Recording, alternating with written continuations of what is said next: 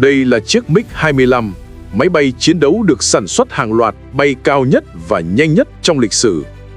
Nó được trang bị 2 động cơ tuabin phản lực tăng lực Tumansky R15B300, mỗi động cơ có lực đẩy tối đa 100 kN. Trọng lượng cất cánh tối đa của MiG-25 đạt 41 tấn, tốc độ bay lớn nhất lên tới Mach 3.2, một con số đứng hàng đầu trong mọi loại máy bay sản xuất hàng loạt, chỉ xếp sau máy bay trinh sát SR-71 Blackbird của Mỹ. Không chỉ bay nhanh, MiG-25 còn bay cực cao. Năm 1977, nó đã lập kỷ lục thế giới về độ cao bay của máy bay phản lực sử dụng lực đẩy riêng, đạt tới 37.650 m, một kỷ lục cho đến nay vẫn chưa bị phá vỡ. Trong thời kỳ đó, MiG-25 đã thiết lập tổng cộng 29 kỷ lục về độ cao và tốc độ bay, xứng đáng là một quái thú hiệu năng thực thụ. Sự xuất hiện đột ngột của MiG-25 khiến Mỹ vô cùng choáng váng, thậm chí sống trong nỗi lo sợ suốt 10 năm.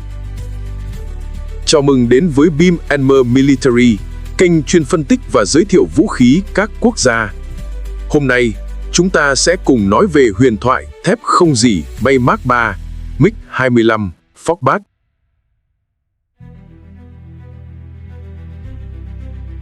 Vào thập niên 1950, thời chiến tranh lạnh, chiếc máy bay trinh sát tiên tiến nhất của Mỹ U-2 được đưa vào sử dụng.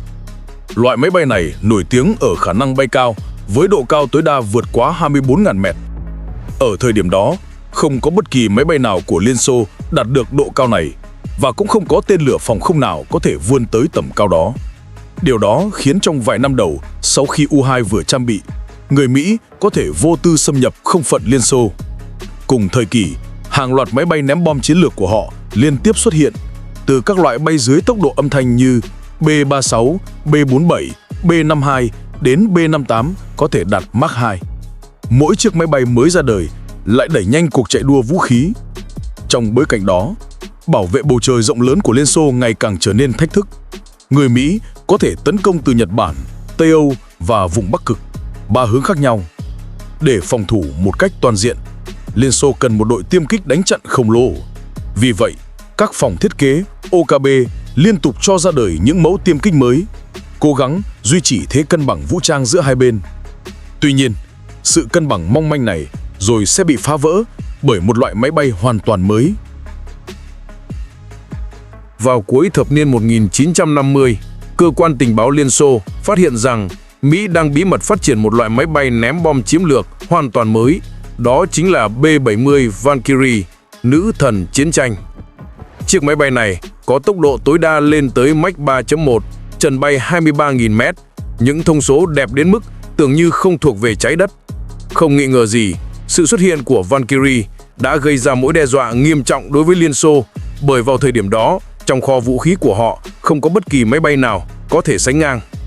Thời gian gấp gáp, nhiệm vụ nặng nề, Liên Xô buộc phải chạy đua chế tạo một tiêm kích đánh chặn tương xứng trước khi Valkyrie được đưa vào trang bị quy mô lớn. Đầu năm 1958, Liên Xô ban hành yêu cầu phát triển một mẫu tiêm kích đánh chặn mới với các chỉ tiêu cực kỳ tham vọng. Tốc độ tối đa phải đạt 3.000 km/h, trần bay không dưới 20.000 m và quy trình chế tạo phải càng đơn giản càng tốt. Hai cục thiết kế tham gia đấu thầu là MiG và Sukhoi. Nhờ có kinh nghiệm dày dặn trong việc phát triển hàng loạt chiến đấu cơ thành công trước đó, cục thiết kế MiG đã giành chiến thắng và được giao phụ trách dự án. Chiếc máy bay mới được đặt tên là MiG-25 và công tác nghiên cứu chế tạo bắt đầu vào năm 1961. Ban đầu, MiG dự định phát triển nhiều phiên bản khác nhau. Phiên bản tiêm kích đánh chặn dành cho lực lượng phòng không Liên Xô, phiên bản trinh sát dành cho không quân Liên Xô, trang bị máy ảnh trinh sát tầm xa, tầm hoạt động lớn hơn và trần bay cao hơn. Ngoài ra còn có phiên bản mang bom hạt nhân, nhưng cuối cùng bị hủy bỏ, chỉ giữ lại hai biến thể chính, trinh sát và đánh trận. Để đạt được các yêu cầu hiệu năng đề ra, kỹ sư MiG trang bị cho MiG-25 động cơ cực mạnh.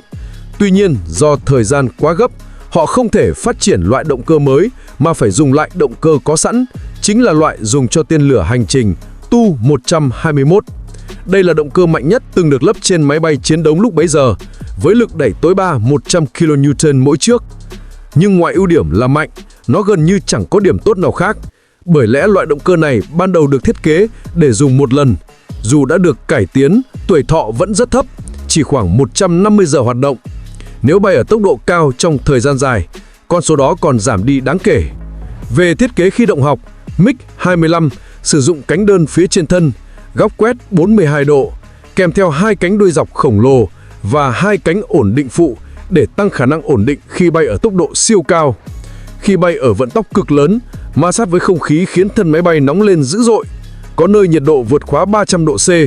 Do đó, việc chọn vật liệu thân máy bay trở thành một bài toán nan giải.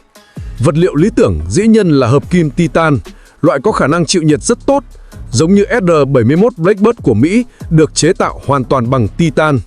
Tuy nhiên, titan đắt đỏ, khó gia công và nếu xử lý sai dễ nứt vỡ, nên không phù hợp với MiG-25, một mẫu máy bay được sản xuất hàng loạt với số lượng lớn. Vì vậy, các kỹ sư đành chọn thép hợp kim Niken, thép không rỉ, thay thế. Vật liệu này rẻ hơn nhiều, dễ hằng, bảo trì thuận tiện, thậm chí ở những căn cứ xa xôi, tại vùng Viễn Đông cũng có thể bảo trì dễ dàng. Để phục vụ việc sản xuất MiG-25, Liên Xô còn phát triển hẳn một hệ thống hàn tự động chuyên dụng. Thân máy bay được cố định trên khung xoay.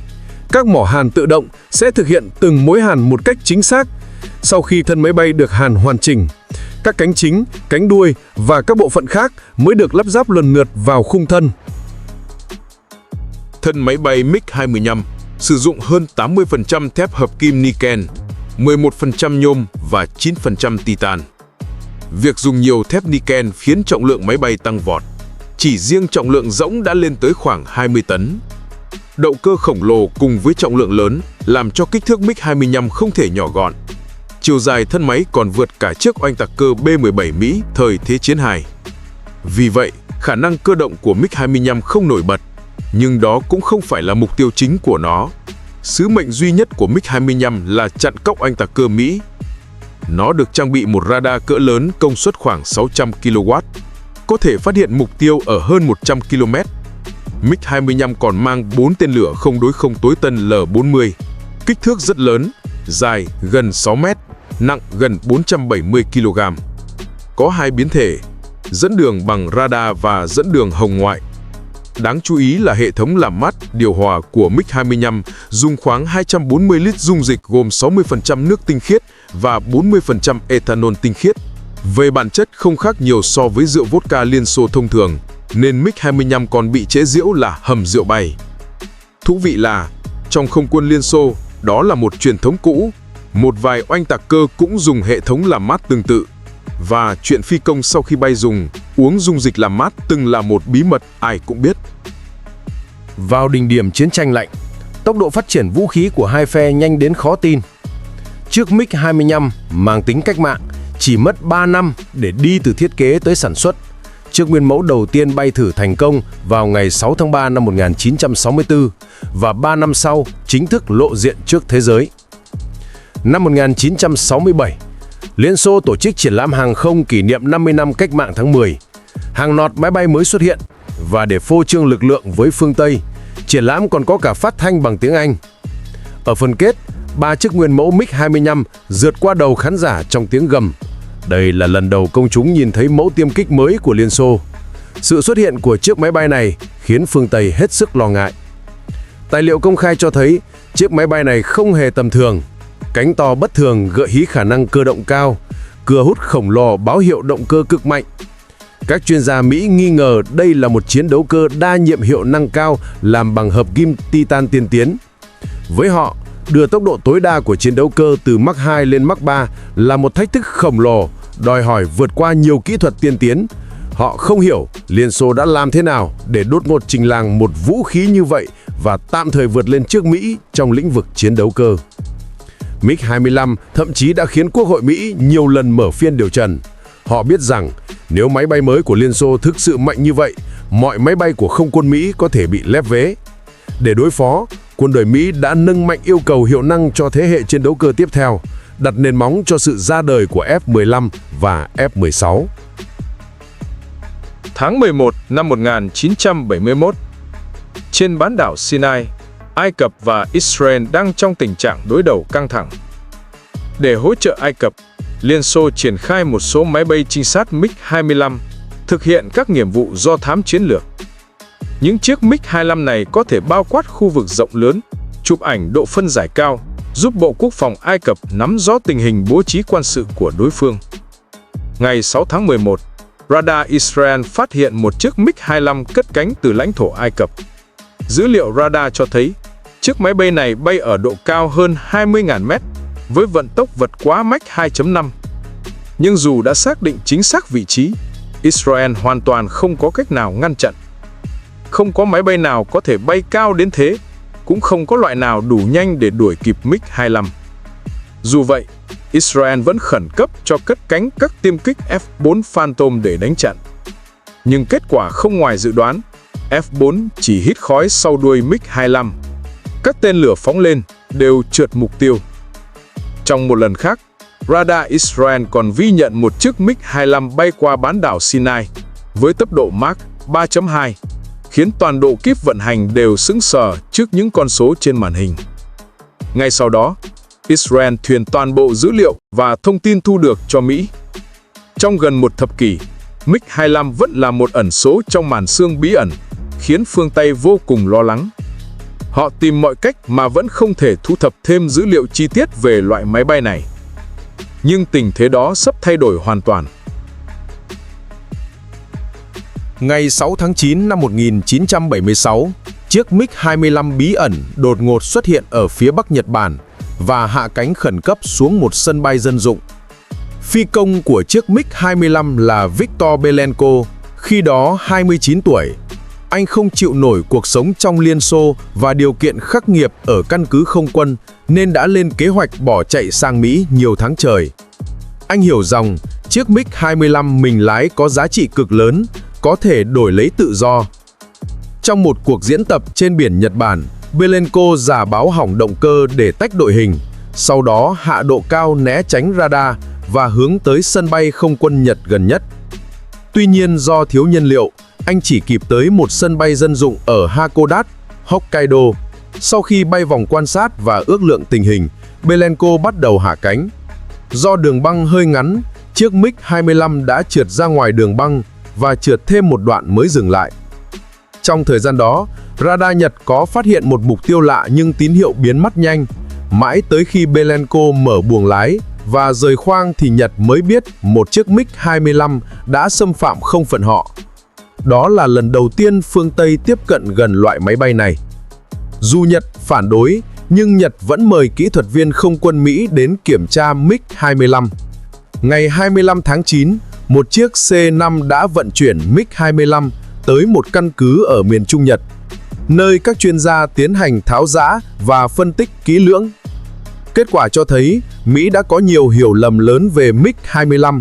Trước đó người ta tin đây là một chiến đấu cơ đa năng, chế tạo bằng titan, hiệu năng cao.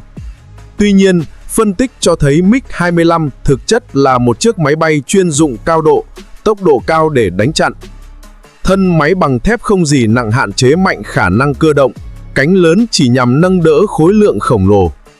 Mặc dù tốc độ tối đa có thể vượt Mach 3, nhưng duy trì tốc độ đó sẽ gây hỏng vĩnh viễn động cơ, nên tốc độ thực tế bị giới hạn vào khoảng Mach 2.8. Radar của MiG-25 cũng có nhiều hạn chế, thiếu khả năng phát hiện ở góc thấp, không thể nhận tín hiệu phản xạ từ mặt đất để khoanh vùng các mục tiêu bay thấp, nên gần như vô phương với mục tiêu bay thấp. Ngoài ra, Mỹ còn thu được toàn bộ dữ liệu nhiệt động học của MiG-25, thông tin rất quan trọng để phát triển đầu dò dẫn đường tên lửa không đối không. Qua một loạt thử nghiệm, những nhược điểm của MiG-25 về không thân, động cơ và kiểm soát đã lộ rõ. Những điểm yếu này khiến nó không thể trở thành một tiêm kích toàn diện. Nhưng với vai trò chặn các anh tạc cơ bay rất cao và rất nhanh như B-70, nó vẫn hoàn thành nhiệm vụ. Tuy nhiên, B-70 chỉ là máy bay thử nghiệm và không được sản xuất hàng loạt. Sau vụ U-2 bị bắn rơi, Mỹ đã chuyển chiến lược không còn dựa vào bay cao hay nhanh nữa, mà chuyển sang xuyên thủ công kích tầm thấp và tàng hình. B-1B là sản phẩm đầu tiên đi theo ý tưởng này. Điều đó đặt MiG-25 vào một vị thế khá bẽ bảng. Nó được thiết kế để đối phó với một kẻ thù hầu như không bao giờ xuất hiện. Việc Belenko đào tẩu đã làm rúng động giới lãnh đạo Liên Xô. Họ yêu cầu Nhật trả lại chiếc MiG-25 càng sớm càng tốt.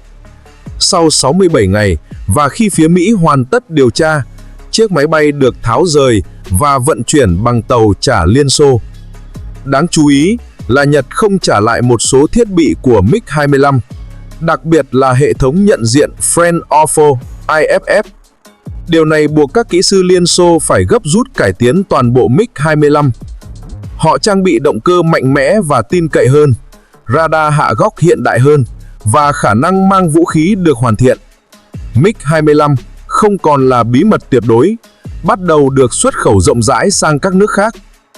Cuối cùng, Belenko được cấp quy chế tị nạn ở Mỹ với sự chấp thuận của Tổng thống Carter năm 1980 và sau này ông trở thành kỹ sư hàng không vũ trụ tại Mỹ. Phần 6. MiG-25, những trận không chiến huyền thoại. Là một trong những chiến đấu cơ bán chạy nhất thế giới, với hơn 1.000 chiếc được sản xuất, MiG-25 tất nhiên đã trải qua nhiều cuộc chiến thực sự.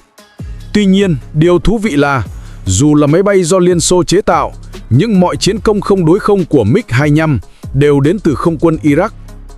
Trong chiến tranh Iran-Iraq, MiG-25 của Iraq đã lập nên không ít chiến công. Chúng bắn hạ hơn 10 máy bay của Iran, phần lớn là các loại máy bay do Mỹ sản xuất, bao gồm F-4 Phantom, F-5 Freedom Fighter và máy bay vận tải C-130 Hercules. Phi công xuất sắc nhất của Iraq trong giai đoạn này là đại tá Mohammed Rayyan, người được mệnh danh là kẻ săn mồi trên bầu trời sa mạc. Trong suốt sự nghiệp của mình, ông bắn hạ tổng cộng 10 máy bay, trong đó 8 chiếc là nhờ MiG-25, trong thời gian từ 1981 đến 1986. Năm 1986, khi vừa được thăng chức đại tá, Ryan không may bị tiêm kích F-14 Tomcat của Iran bắn rơi và hy sinh. Phía Iran tuyên bố rằng họ đã bắn hạ 10 chiếc MiG-25, trong khi Iraq khẳng định chỉ mất một chiếc, có lẽ con số thật nằm đâu đó giữa hai bên. Nếu phải chọn ra trận chiến nổi tiếng nhất của MiG-25, thì đó chắc chắn là chiến dịch bão táp sa mạc năm 1991. Vào ngày 17 tháng 1 năm 1991, ngay trong ngày đầu tiên của chiến dịch, một chiếc F-18 Hornet do đại tá Scott Spacer của Hải quân Mỹ điều khiển đã bị MiG-25 của Iraq bắn hạ bằng tên lửa. Đây là tổn thất chiến đấu đầu tiên của F-18 trong lịch sử và cho đến nay vẫn là lần duy nhất loại máy bay này bị bắn rơi trong không chiến. Có thể nói, trong suốt lịch sử hoạt động lừng lẫy của F-18, MiG-25 đã để lại một dấu ấn không thể xóa nhòa. Phần 7. MiG-25, kết thúc huy hoàng và sự ra đời của huyền thoại kế nhiệm. Việc sản xuất hàng loạt MiG-25 bắt đầu vào năm 1969 và kết thúc vào năm 1984 với tổng cộng hơn 1.200 chiếc được xuất xưởng. Trong số đó, 60% là biến thể trinh sát, 30% là biến thể tiêm kích đánh chặn và 10% là phiên bản huấn luyện. Là một máy bay đánh chặn, MiG-25 sở hữu tốc độ đáng kinh ngạc, trần bay cực cao và tốc độ leo cao vượt trội. Tuy nhiên, nhược điểm của nó cũng rất rõ ràng. Khả năng cơ động yếu, tầm bay ngắn, tiêu hao nhiên liệu lớn, không thể tiếp nhiên liệu trên không, khả năng bay thấp hạn chế và radar gần như không thể phát hiện mục tiêu ở độ cao thấp. Những hạn chế này khiến các kỹ sư Liên Xô tin rằng vẫn còn rất nhiều tiềm năng để nâng cấp. Vì vậy họ không dừng lại ở MiG-25. Ngay từ những năm 1970, Liên Xô đã bắt đầu chương trình nâng cấp toàn diện với mục tiêu phát triển một thế hệ tiêm kích đánh trận mới. Dự án này bao gồm động cơ mới mạnh hơn và bền hơn, hệ thống radar và điện tử hàng không hoàn toàn mới, vũ khí và tên lửa thế hệ mới và một số thay đổi về thiết kế khí động học giúp cải thiện khả năng cơ động và tầm hoạt động. Mặc dù tốc độ tối đa và trần bay của mẫu mới không vượt trội hơn MiG-25, nhưng trên mọi phương diện khác, nó là một phiên bản nâng cấp toàn diện, mạnh mẽ hơn, linh hoạt hơn và hiện đại hơn.